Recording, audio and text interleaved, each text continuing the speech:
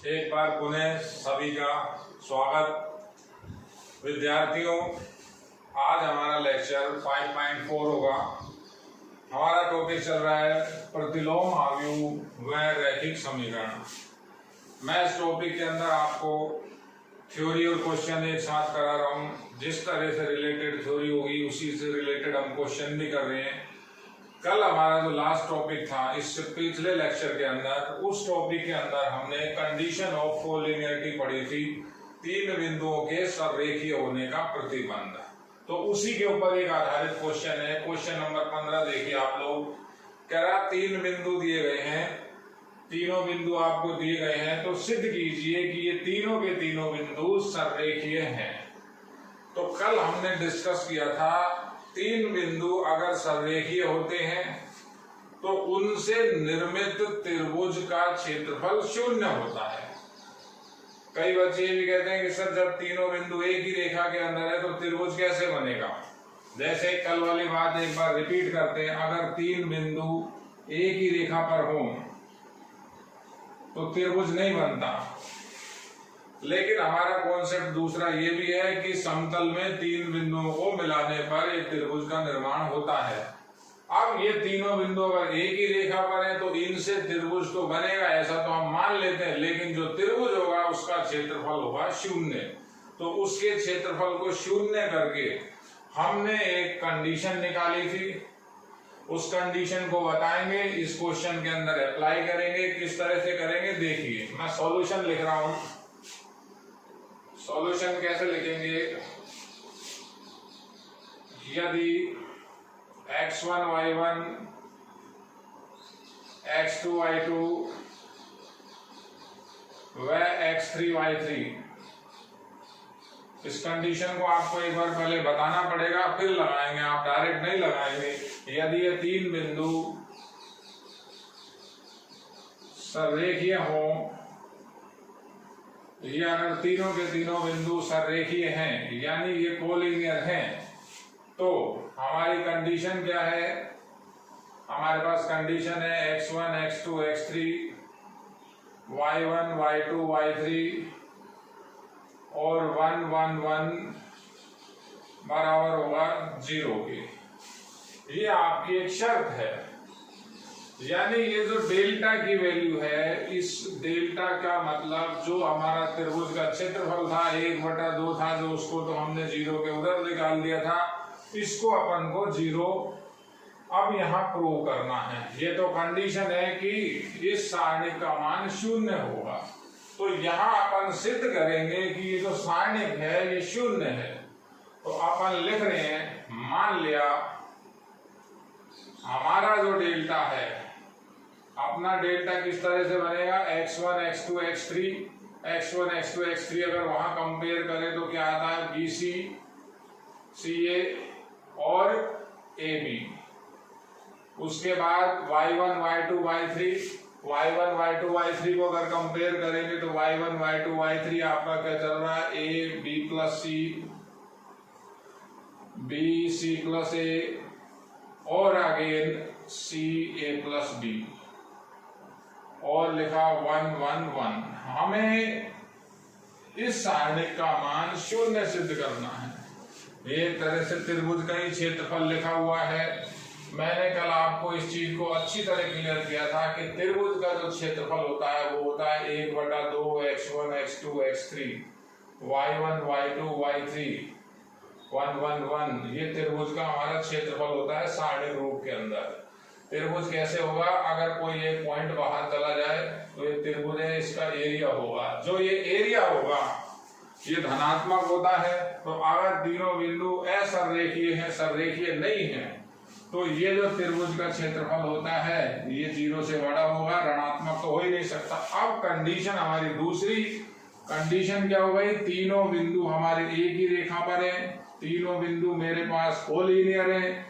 ऐसा मान लिया कि त्रिभुज बनेगा, तो उस त्रिभुज का क्षेत्रफल डेल्टा की वैल्यू शून्य करेंगे, 1/2 इधर चला जाएगा। ये कंडीशन आपको इसके अंदर सिद्ध करनी है। वही लिखिए, यदि ये तीनों बिंदु सररेखीय हैं तो ये जो सारणिक है इसका मान 0 होगा। इस सारणिक को मैंने डेल्टा के बराबर माना हुआ है, तो डेल्टा यहां भी लिख देते हैं। अब कैलकुलेट करते हैं इसको। तो कैलकुलेशन किस तरह से करेंगे, जैसे हमने सारणिक के अंदर आपको संक्रिया और गुणधर्मों को बताया था, तो ये वही का वही क्वेश्चन आपका चैप्टर नंबर 4 से रिलेटेड हो गया। सॉल्व कैसे करेंगे, सॉल्व करना काफी सिंपल है।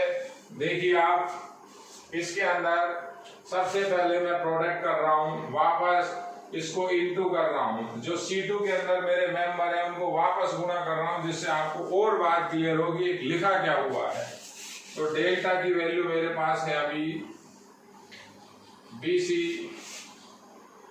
CA AB इनटू करें तो लिखा हुआ है AB plus AC BC plus CA DC plus BA CA plus CB 1 and 1 and 1। अब बात करते हैं संक्रिया या गुणधर्म किस तरह से लगेंगे। तो सारणिक को हल करने के लिए हम वो संक्रिया या वो गुणधर्म लगाते हैं जिससे या तो ज्यादा से ज्यादा कॉमन आ जाए या ज्यादा से ज्यादा शून्य हो जाए। कॉमन किसी एक पंक्ति में हो या किसी एक स्तंभ में हो। तो कॉमन किस तरह से आएगा, अगर मैं ये दोनों ऐड कर देता हूं, दोनों को मिला देता हूं, यानी C1 के अंदर C2 जोड़ देते हैं, तो देखिए C1 के अंदर जब C2 जोड़ेंगे तो ऐसा मेंबर बन रहे हैं AB plus BC plus CA। यहाँ भी यही बन रहे हैं, यहाँ भी यही बन रहे हैं। तो मेरे पास जो संक्रिया होगी इस सवाल के लिए, मैं लिख रहा हूँ C1 को चेंज कर रहा हूँ C1 प्लस C2। एक ही संक्रिया सफिशियंट है, इस संक्रिया को वहां लगा रहे हैं। देखिए आप, तो डेल्टा की वैल्यू आ रही है C1 आपका AB plus BC plus CA हो जाएगा। देखिए आप C1 का पहला मेंबर यानी 11 नंबर, ये सबका addition AB plus BC plus CA। इसी तरह से ये दूसरा 21 नंबर जो बनेगा वहां लिखेंगे, वो भी इसी तरह से बनेगा। AB ये रहा, BC ये रहा, CA ये रहा। इसी तरह से तीसरा मेंबर जो 31 नंबर होगा वो भी यही बनेगा, AB प्लस BC और प्लस CA। तो C1 में C2 ऐड किया तो 21 नंबर भी यही बना और 31 नंबर भी यही बना। देखिए आप, ये एज इट इज रिपीट कर रहा हूं। ये क्या बनेगा, AB प्लस AC, ये U का U लिखा हुआ है, BC प्लस BA, और ये लिखा हुआ है CA प्लस CB 1 1 and 1। अब देखिए आप, जो हमारा C1 है ये कॉमन दे रहा है। कॉमन क्या आ रहा है इसके अंदर से, AB plus BC plus CA। तो इसे कॉमन लेते हैं, लिखते हैं इसको C1 को भाग दे रहे हैं AB plus BC plus CA से। भाग देने का मतलब कॉमन लेना। डेल्टा बराबर, अच्छे से देखिए बेटा क्वेश्चन को, ये बाहर कॉमन आ जाएगा AB plus BC plus CA, और यहां बचेगा 1 1 1। उसके बाद ये C2 ऐसा का ऐसा, AB plus AC BC plus BA CA plus CB, ये 1 ये 1 ये 1। अब आगे बात करते हैं। आपको एक गुणधर्म और बता रखा है, यदि किसी भी दो पंक्ति या किसी भी दो स्तंभ के सभी अवयव सर्वसम हो तो उस सारणिक का मान 0 होता है। तो इसका मान 0 कैसे लिखेंगे, C1 व C2 के अवयव, C1 व C2 के अवयव सर्वसम हैं, अतः सारणिक का मान 0 होगा। तो ये जो डिटर्मिनेंट है ये 0 के इक्वल हो जाएगा। इससे प्रोडक्ट करेंगे सारा 0 हो जाएगा। क्या लिखेंगे, डेल्टा की value AB plus BC plus CA, और ये हुआ गुणा में 0, डेल्टा की वैल्यू आ गई 0। हम डेल्टा को जीरो बना चुके, डेल्टा हमारा जीरो आ गया, यानी ये जो डेल्टा है ये जीरो हो गया। ये कंडीशन जो हमारी कोलिनियरिटी की कंडीशन है, ये कोलिनियरिटी की कंडीशन हमारी प्रूव हो गई। मैं लिख रहा हूं, अतः तीनों बिंदु सररेखीय सिद्ध हुए। ये सररेखीय सिद्ध करवा रहा था, सररेखीय सिद्ध हो चुके। देखिए इस क्वेश्चन के अंदर कॉन्सेप्ट काम आया आपको पिछले चैप्टर का। मेरा कहने का मतलब ये, हर चैप्टर एक पिछले चैप्टर से भी लिंक होता है, तो आपको जो वीडियो देखने हैं सबको क्रम से देखना है। अगर कोई बच्चा चौथा चैप्टर में एब्सेंट है या चौथे चैप्टर को उसने नहीं पढ़ा तो पांचवा नहीं कर सकता, तीसरा नहीं किया, चौथा नहीं किया तो पांचवा नहीं कर सकता। ये इनका एक सीक्वेंस है, तो सीक्वेंस आप देखिए, ये आपका है क्वेश्चन नंबर 15।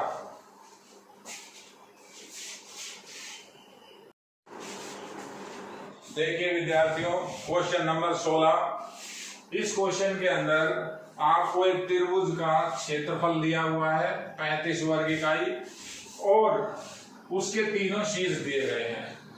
तो जो एक शीर्ष के अंदर जो k लिखा हुआ है, कहता है इस k का मान बताओ, यानी k का मान क्या हो कि उसका क्षेत्रफल 35 वर्ग इकाई आए। तो बड़ा सिंपल सा क्वेश्चन है, हमें त्रिभुज के क्षेत्रफल का सूत्र लिखना है। और कौन सा सूत्र लिखना है? सारणिक के एप्लीकेशन वाला, जिसमें सारणिक का यूज हो। बच्चा अब ये भी कह सकता है कि सर इसमें कहीं लिख तो रखा नहीं, तो हो सकता है एग्जाम में ऐसा ही लिखा है सारणिक का उपयोग करके कीजिए, और नहीं भी लिखा हो तो आप 12th में हो, 12th के हिसाब से चलना है, 10वीं का फॉर्मूला नहीं लगाना। तो अपन क्या लिखेंगे सॉल्यूशन के अंदर, यदि त्रिभुज के शीर्ष x1 y1, फॉर्मूला एक बार उसको बताना पड़ेगा, डायरेक्ट नहीं लगाना है। जो आपका एप्लीकेशन है वो क्या था उसको बताना पड़ेगा। यदि त्रिभुज के शीर्ष x1 y1, x2 y2 है, x3 y3 हो, वह क्षेत्रफल डेल्टा मान लेते हैं अपन, क्षेत्रफल डेल्टा वर्ग इकाई हो, तो डेल्टा का हमारे पास एक फॉर्मूला है, डेल्टा बराबर 1/2 x1 x2 x3 y1 y2 y3 1 1 1। इसको हमने प्रूव कर चुके हैं, ये प्रूव है, आपको ये मालूम है, एप्लीकेशन है। अब सिंपल काम है, इसके अंदर ये वैल्यू रखनी है। तो हमारे पास वैल्यू किस तरह से रखी जाएगी? वैल्यू में अपने पास डेल्टा की वैल्यू है 35 वर्ग इकाई। देखिए आप क्षेत्रफल दे रखा है 35 वर्ग इकाई। अब इस तरह से नहीं लिखना है x1 बराबर के, x2 बराबर 2, x3 बराबर 5 है ही, वो तो कंपेयर ऐसे नहीं करते। वो क्या है? वो आपके बिंदु हैं, तो बिंदु आपको डायरेक्ट लिखने। इसके अंदर अपन वैल्यू पुट करें तो हमारे पास क्या आएगा? 35 बराबर 1/2, x1 की वैल्यू की 2 5 लिखा, x1 x2 x3 y1 4 -6 और 4 और फॉर्मूले में 1 1 1। यहां तक देखिए। इसके बाद मेरी बात को ध्यान से सुनना, मैं इसके आगे यहां प्लस माइनस लगा रहा हूं, या तो यहां लगा लीजिए या यहां लगा लीजिए, एक ही बात है। मैं इस प्लस माइनस को चाहे यहां लिखूं चाहे यहां लिखूं। अब रीजन क्या है? रीजन आपको मैं अभी बताता हूं। ये प्लस माइनस यहां लिख लिया। रीजन ये है, जो इसका रीजन है कि अगर इस सारणी का मान नेगेटिव आ गया, क्योंकि k का मान अभी हमें पता नहीं है, हमें k का मान निकालना है। k के किसी मान के लिए सारणी का मान ऋणात्मक भी हो सकता है। तो जब वो ऋणात्मक होगा, एक ऋणात्मक इधर है, ऋणात्मक से ऋणात्मक कट जाएगा, यानी एरिया फिर धनात्मक हो जाएगा, इक्वेशन सही हो जाएगी। ऐसे समझिए, देखिए 35 बराबर प्लस माइनस इधर ही था, प्लस माइनस मैंने वापस कहां लिख लिया? यहां लिख दिया। अब बच्चे ये कहते सर जब इधर से इधर जाता है तो माइनस प्लस होता है। अरे प्लस माइनस लिखो, माइनस प्लस लिखो, यानी दो दो सिंबल है, दोनों प्लस माइनस दो वैल्यू देगा। एक बार पॉजिटिव लेना है, एक बार नेगेटिव लेना है। तो मैं क्या बता रहा हूं, 35 ये इसकी वैल्यू, 1 प्लस माइनस 1/2। अब मैंने जब इस सारणिक को सरल किया, इस सारणिक का मान मैंने जब सरल किया, मान लेते हैं -70 आ गया, तो मुझे क्या करना है, नेगेटिव साइन लेना है। बात को समझिए आप, जब नेगेटिव साइन लोगे तभी 35 बराबर 35 होगा, और अगर ये +70 है तो मुझे पॉजिटिव साइन लेना है। तो इस बात को आप कैसे समझोगे, जब किसी भी डिटर्मिनेंट के अंदर यानी किसी क्षेत्रफल की बात हो रही हो और उसके अंदर कोई वैल्यू अननोन हो, अज्ञात हो, तो आपको क्षेत्रफल के बाहर प्लस माइनस लगाना पड़ेगा। इसका मतलब यह जो के जो मान आएंगे, दो मान आएंगे, उन दोनों मानों को अगर आप रख के वापस देखोगे तो ये इसका जो एरिया है वो 35 ही आएगा। पहले से भी 35 आएगा, दूसरे से भी 35 आएगा। तो कह रहा है के सभी मान ज्ञात करो। अब इसमें कहीं कह नहीं रहा सभी ज्ञात करो, जितने होते हैं सभी को हमको ज्ञात करना होता है। तो आगे अब सॉल्यूशन करते हैं। ये प्लस माइनस का ध्यान कैसे रखना है, अगर इसके अंदर कोई भी मेंबर अज्ञात है, ये तो सब ज्ञात है, कांस्टेंट है सब, वेरिएबल जब भी आएगा हमें बाहर प्लस माइनस लगाना है, अगर इधर एरिया दिया हुआ है तो अब इसको सॉल्यूशन करते हैं। ये 2 को भी उधर ले जा रहा हूं, प्लस माइनस को उधर ले जा रहा हूं। अगली लाइन लिखी +-70 बराबर K25 4 - 6 4 1 1 1।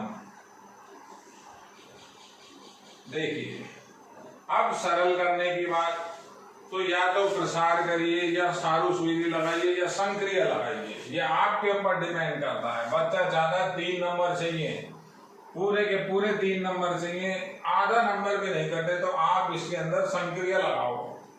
3 बार 1 लिखा है, 2 बार घटाओ। कैसे, R1 को चेंज कर रहा हूं, R1 - R2, और का सिंबल लिखना, और R2 को चेंज कर रहे हैं, R2 - R3। देखिए चेंज करेंगे, घटाएंगे, तो ये तो इधर ऐसा कैसा चलेगा, ये लिखा अपन ने +-70 बराबर, ये R1 - R2 करेंगे K-2, ये घटाओगे +10 हो जाएगा। अच्छे से देखना, ये घटाया 1 0 हो गया। अब R2 को R2 - R3 करोगे तो ये इधर से घटेगा -3, ये माइनस का 10 हुआ, ये फिर 0 बना। R3 ऐसा कैसा 5 4 1। अब प्रसार करने, प्रसार काय के सापेक्ष होगा, किसके रेस्पेक्ट में करोगे, प्रसार करोगे C3 के रेस्पेक्ट में। तो C3 के रेस्पेक्ट में प्रसार करें, C3 के सापेक्ष प्रसार किया आपने।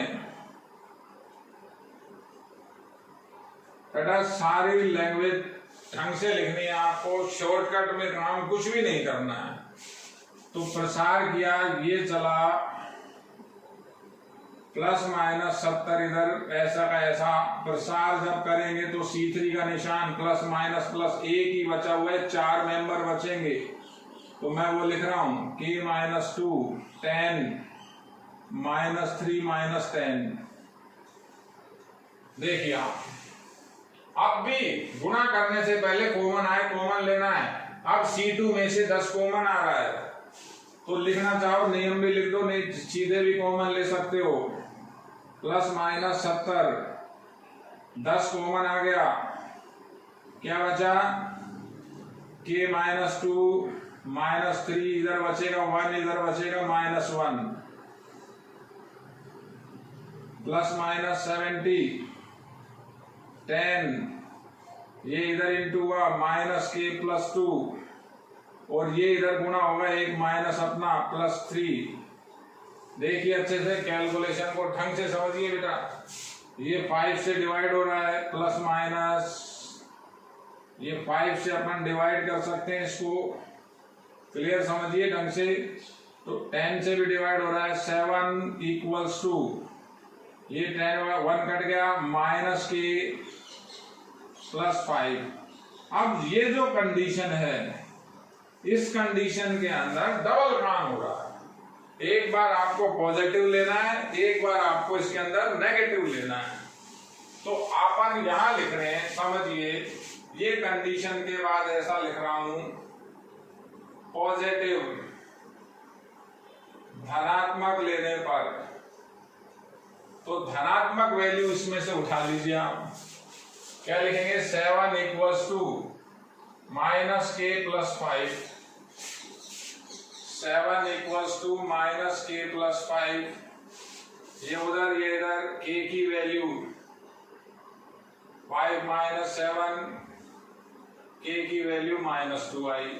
देखिए आप, एक आंसर है ये। और एक बार नेगेटिव लोगे, तो जब नेगेटिव लिया,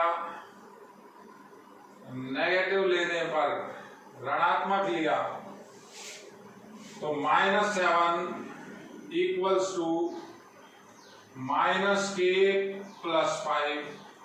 केवल प्लस माइनस इसी में देखना, उधर तो कोई मतलब ही नहीं है, सिंपल सी बात है। तो अब कैसे, ये इधर गया, ये इधर गया, के की वैल्यू आई 12। इसके ये दो आंसर है, के बराबर -2 और के बराबर 12 के लिए इस जो वैल्यू आएगी इसकी, अगर यहाँ के का मान एक बार हम -2 रखें और एक बार 12 रखें और इसका हम क्षेत्रफल निकालें, तो दोनों कंडीशन में 35 ही आएगा। तो ये प्लस माइनस का आपको विशेष ध्यान रखना है। कब लगाएंगे प्लस माइनस, जब इसके अंदर कोई भी वेरिएबल होगा, तो के की दो वैल्यू आएंगी। लास्ट में अगर आप लिखना चाहो तो एक लैंग्वेज है वो लिखनी चाहिए, कह रहा है के का मान ज्ञात कीजिए, तो लिख रहा हूं के बराबर कितना आपका आया, -2 व 12 के लिए सारणिक के लिए त्रिभुज का क्षेत्रफल, त्रिभुज का क्षेत्रफल 35 वर्ग इकाई होगा। के का ये मान होना चाहिए। क्वेश्चन नंबर 16 है, अच्छे से देखिए बेटा। देखिए विद्यार्थियों, क्वेश्चन नंबर 17 इंपॉर्टेंट क्वेश्चन है। कहता है एक आव्यूह दिया हुआ है 2/2 का, तो ए इनवर्स ज्ञात कीजिए और आगे सिद्ध कीजिए ए गुणा ए इनवर्स बराबर small a square plus small b c plus 1 गुणा आई, कैपिटल आई लिखा हुआ है, minus small a into capital A. सबसे पहली बात तो आप ये समझिए, जो मैट्रिक्स है या जो डिटर्मिनेंट है या जो 5वां चैप्टर है, इसके अंदर स्मॉल और कैपिटल लेटर में आप फर्क समझिए। जो स्मॉल लेटर होगा वो कोई ना कोई राशि होगी, कोई संख्या होगी, जहां कैपिटल लिखा हुआ होगा वो मैट्रिक्स होगी। जैसे इसकी बात करते हैं, ए इनवर्स एक मैट्रिक्स हुआ, कैपिटल आई मैट्रिक्स है और ये कैपिटल ए मैट्रिक्स है, बाकी सब संख्या लिखी हुई है। इसी तरह से इस सारणिक, इस आव्यूह के अंदर जो मेंबर है वो सब स्मॉल में लिखे हुए हैं। तो कैपिटल का मतलब आव्यूह। आपको ये बात अच्छे से समझनी पड़ेगी, तभी आप इसका ये वाला पार्ट अच्छे से कर पाएंगे। देखिए आप किस तरह से करेंगे। सॉल्यूशन कर रहा हूं मैं, इंपॉर्टेंट है ये। पहले इसके अंदर ए इनवर्स निकालना है, तो थोड़ा सा बड़ा सवाल है, 3 नंबर का क्वेश्चन है। किस तरह से करेंगे, लिख रहे हैं ए इनवर्स का अस्तित्व होगा ए इनवर्स का अस्तित्व होगा यदि डिटर्मिनेंट ए की वैल्यू नॉन जीरो। डिटर्मिनेंट ए का मान अपन को चाहिए ही चाहिए, तो सबसे पहले डिटर्मिनेंट ए निकाल रहे हैं। डिटर्मिनेंट ए किस तरह से आएगा, सारणी बनाई ए सी बी, ये जो 22 नंबर लिखा हुआ है क्लियर लिखना, 1 प्लस बी सी अपॉन ए, ये डिटर्मिनेंट आपका हुआ। डिटर्मिनेंट ए बराबर सिंपल कैलकुलेशन है, डिटर्मिनेंट ए की वैल्यू किस तरह से गुणा करेंगे, देखिए इधर गुणा होगा, इधर गुणा हुआ, ए से कट गया, 1 प्लस बी सी बचा, माइनस हमारे फॉर्मूले में इधर से उधर गुणा करेंगे तो इसको फिर बी सी लिख रहा हूं। तो डिटर्मिनेंट ए की वैल्यू मेरे पास 1 आ गई, बीसी से BC cancel, not equals to 0 लिख रहा हूं। अतः क्या लिखेंगे, अतः ए इनवर्स का अस्तित्व होगा। अतः ए इनवर्स का अस्तित्व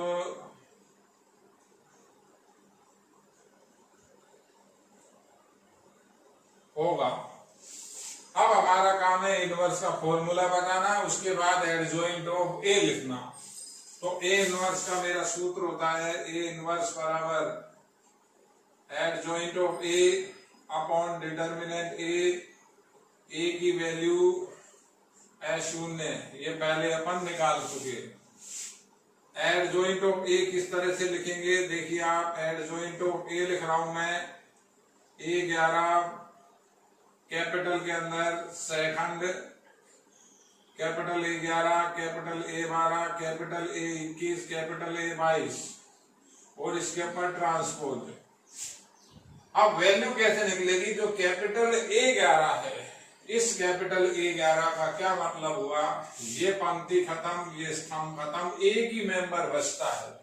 और उसी की मैं इस क्वेश्चन के लिए निकाल के फिर बता रहा हूं। देखिए अपन ने पहले भी किया था, ये A11 की वैल्यू होगी प्लस की सारणिक प्रथम क्रम का, ये खत्म यही बचेगा, तो ए की मेंबर बचेगा 1 प्लस बी सी बटा ए।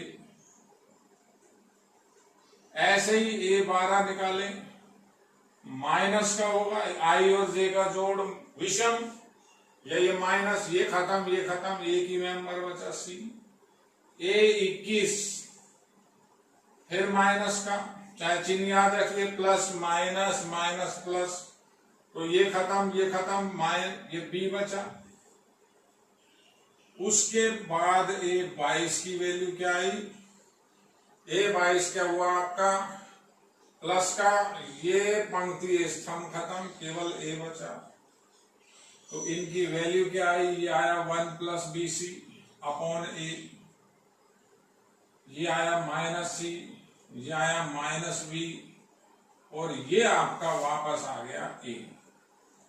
ये चारों के चारों यहां रखें तो एडजॉइंट ऑफ ए की वैल्यू होगी, एडजॉइंट ऑफ ए आएगा आपका, इसी क्रम में लिखने 1 प्लस बी सी बटा ए माइनस सी माइनस बी और ए, और इसका क्या करना है आपको, ट्रांसपोज। देखिए ट्रांसपोज किया, ट्रांसपोज करेंगे तो क्या होगा, एडजॉइंट ऑफ ए ट्रांसपोज किया, R1 को C1 में लिखा 1 प्लस बी सी माइनस सी, R2 C2 में गया -1 एंड माइनस बी और ए। अब ये जो फॉर्मूला लिखा हुआ है आपके पास ए इनवर्स का, इसमें वैल्यू पुट कर देंगे, तो मैं लिख क्या रहा हूं, ए इनवर्स बराबर होता है 1 अपॉन डिटर्मिनेंट ए गुणा एडजॉइंट ऑफ ए। तो ऐसे भी समझिए, सारणिक ए का मान तो 1 है, सारणिक ए का मान तो 1 आया, तो 1 बटा 1 हो गया, ए इनवर्स की वैल्यू एडजॉइंट ऑफ ए के बराबर आ गई, तो इसी एडजॉइंट ऑफ ए को यहां ए इनवर्स कह सकते हैं। लिखेंगे अगली लाइन में, तो मेरे पास ए इनवर्स आ गया आपका एडजॉइंट ऑफ ए, ये एडजॉइंट ऑफ ए है, ये आपका ए इनवर्स है। तो क्या आया 1 प्लस BC अपॉन A, यहां अपॉन A भी है, upon A minus B minus C और A। अब देखिए इसका अगला पार्ट, ये तो हुई A इनवर्स की बात, हमने कैलकुलेशन करी है अभी A इनवर्स की। एक ही क्वेश्चन के अंदर ये दोनों पार्ट होंगे। अगले पार्ट को कैसे प्रूव करोगे? आप सबसे पहले ये राइट साइड की कैलकुलेशन करेंगे और उसे अपन प्रूव करेंगे A into capital A inverse. कैसे कैलकुलेशन होगी? मैं यहां इस तरफ लिख रहा हूं, ये एक तरफ का हटा रहा हूं, यहां आप अच्छे से देखिए, वीडियो को सावधानी से समझिए, नोट्स को आपको उतारने बेटा बाद में। ऐसा ना हो कि आपके ग्रुप में नोट्स आए, पहले हम नोट्सों को उतारते हैं, पहले वीडियो समझने हैं, वीडियो समझ में आएंगे तभी नोट्स जब उतारोगे तो आपको फटाफट क्लियर हो जाएंगे, आपको उतारने में भी टाइम नहीं लगेगा। तो अब बात करें, इस साइड को पहले अपन निकाल रहे हैं, यानी जो राइट साइड है इसकी कैलकुलेशन करूंगा। तो इस राइट साइड की कैलकुलेशन किस तरह से चलेगी? या तो मान के चले वो कोई डिटर्मिनेंट है, या उसको ऐसा ही लिखें, देखिए A² प्लस BC प्लस 1, ये नंबर है, संख्या है, इसका I से गुणा minus A into capital A।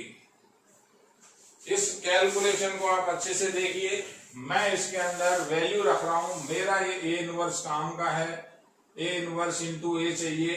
अब ये आपको ये प्रूव किस तरह से होगा वो मैं बता रहा हूं। इसकी इस साइड में कुछ भी नहीं लिखना, बराबर के नीचे बराबर चलेगा, वैल्यू रख रहे हैं, देखो A² प्लस BC प्लस 1। अब I लिखना है, I किस क्रम का होगा? I किस क्रम का होगा? I भी A के क्रम का ही होगा, क्योंकि I माइनस A आव्यूह में से आव्यूह तभी घटता है जब क्रम समान हो। A का क्रम 2/2 का है, तो I भी आपको कैसा लेना है? 2/2 का, 1 0 0 1, ये I लिखा है। सावधानी से देखिए, इंपॉर्टेंट क्वेश्चन है। ये संख्या लिखी थी, ये रही I का मान, ये रहा माइनस, ये A लिखा हुआ है, ये A लिखा, और ये कैपिटल A का मान ये ऊपर लिखा हुआ है, उसको नोट कर रहे हैं, A B C 1 plus BC upon A। देखिए, उसके बाद सिंपल सी इसकी कैलकुलेशन है, इक्वल। अब क्या होता है, आव्यूह के बाहर कोई मेंबर है, अंदर जाता है तो हर मेंबर से जाकर के गुणा होता है। तो ये 1 A² प्लस BC प्लस 1 को अंदर ले जा रहा हूं, इन चारों से गुणा होगा, क्या आएगा? A² प्लस BC प्लस 1, ये 0, ये 0, ये 1 से गुणा हुआ A² प्लस BC प्लस 1, बराबर के नीचे बराबर है, तो यहां आपको कुछ भी नहीं लिखना पड़ेगा, लिखने की जरूरत भी नहीं है। आप यहां या लगाइए, बार बार या लगा करके काम करें, चलने दो इसको ऐसे ही। इस A को इसके अंदर लेके जाएंगे, हर मेंबर से गुणा होगा, तो ये क्या बनेगा? A², ये बनेगा AB, ये बनेगा AC, ये A से A कट जाएगा, 1 प्लस BC। देखिए आप, अब ये 2/2 है, ये भी 2/2 है, दोनों आपस में माइनस हो रहे हैं, माइनस हो जाएंगे, संगत अवयव आपस में घटेंगे। तो संगत अवयवों को घटाएं, देखिए बराबर के नीचे बराबर, 11 में से 11, एक बार क्लियर दिखाना, A² plus BC plus 1 minus A² किया। देखिए ये माइनस, अच्छे से देखिए, ये माइनस का ये इसमें से घटाएंगे, AB बचेगा, ये यहां से माइनस करेंगे, ये माइनस का AC बचेगा, 0 माइनस AC लिख लो, एक ही बात है, ये 0 लिख लो, ये भी एक ही बात है। 11, 12, 21, अब 22 बचा। जब ये घटाया तो मैं एक बार पूरा लिख रहा हूं, ए स्क्वायर प्लस BC प्लस 1, इसमें से क्या माइनस होगा, -1 माइनस BC हो जाएगा। देखिए आप संगत अवयवों को आपस में घटाया, क्या रिजल्ट आ रहा है, ए स्क्वायर से ए स्क्वायर कैंसिल, क्या बचा 1 प्लस BC, यहां माइनस का AB, यहां माइनस का AC, और यहां 1 से 1 BC से BC, तो यहां बचा A स्क्वायर। अब मेरी नीड क्या है, मेरा एक अवयव बन गया, मुझे ये लेकर के आना है, इसकी वैल्यू क्या लानी है, A गुणा A इनवर्स। तो इस सारे से A कॉमन निकालेंगे, इसमें भी A है, ये A क्लियर, ये A क्लियर, इसमें A नहीं है, A का भाग दे देता हूं, A से गुणा कर देता हूं। देखिए A कॉमन ले लिया, तो क्या लिखे 1 प्लस BC बटा A। अब ये अंदर जाएगा तो A से कट जाएगा, एक A यहां खत्म, माइनस B, ये माइनस C, ये A बाहर, ये एक A बाहर, तो एक A बचा। लास्ट लाइन में मेरा रिजल्ट है, रिजल्ट क्या आ रहा है इसका, बराबर, यहां लिख रहा हूं मैं बराबर में रिजल्ट। अब ये की लिए लाइन जो चल रही है इसको रिपीट कर रहा हूं, जब लाइन बदलो तो इस तरह से लिखना है आपको, A square plus BC plus 1 into I minus A Guna capital A बराबर, जब लाइन बदले तब इसको आपको लिखना होगा। अब ये है क्या, ये A है, स्मॉल a, और ये जो वैल्यू है, ये जो मेरे पास अवयव है, ये A इनवर्स के बराबर है। आप देखिए, इसको आप नंबर डाल देना, 1 यहां लिखना A इनवर्स, ये लिखोगे बाय 1, एक से लिखा है, इसको हमने, काम खत्म, हमें यही सिद्ध करना है। देखिए बच्चों, अच्छे से देखिए, बड़ा इंपॉर्टेंट क्वेश्चन है, सिंपल है।